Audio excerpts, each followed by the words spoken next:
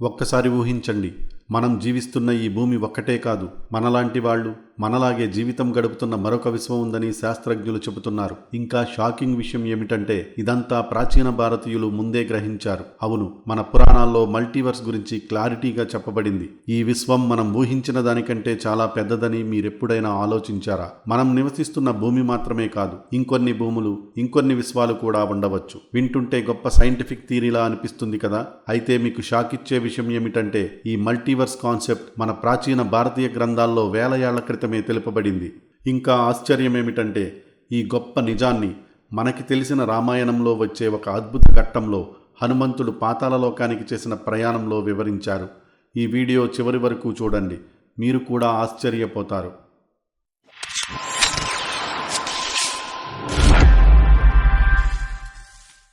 Multiverse అంటే ఏంటి? మనం ఉన్న విశ్వానికి అదనంగా అదే టైంలో చాలా విశ్వాలు ప్యారలల్గా ఉండవచ్చు. ప్రతి విశ్వంలో మనలాంటి వారు ఉంటారు.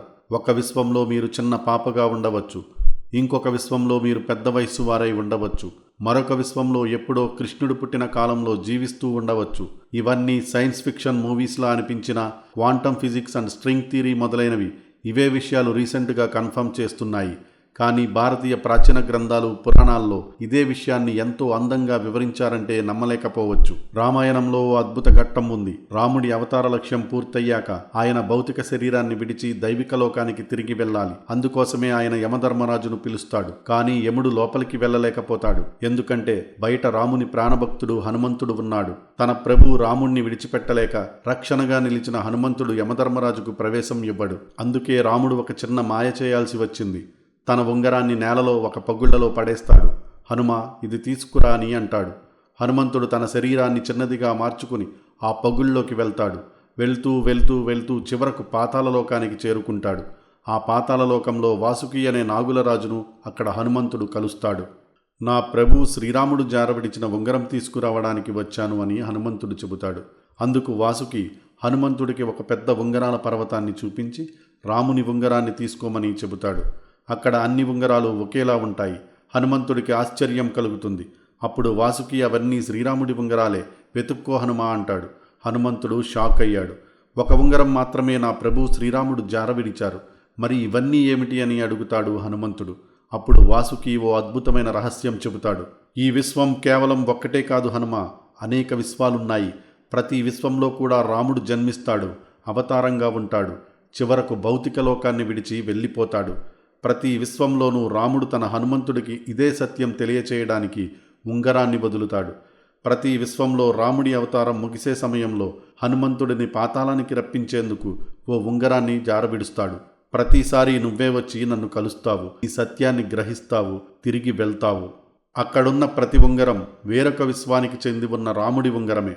హనుమంతుడు ఒక్కరే కాదు, ప్రతి విశ్వంలో ఓ హనుమంతుడు ఉంటాడు. ప్రతి హనుమంతుడు అదేవిధంగా ఈ పాతాళలోకానికి వచ్చి ఈ సత్యాన్ని తెలుసుకుంటాడు. అందుకే అక్కడ లక్షల కొద్దీ ఉంగరాలు ఉన్నాయి. అవన్నీ రాముడివే అని వాసుకి తెలిపాడు.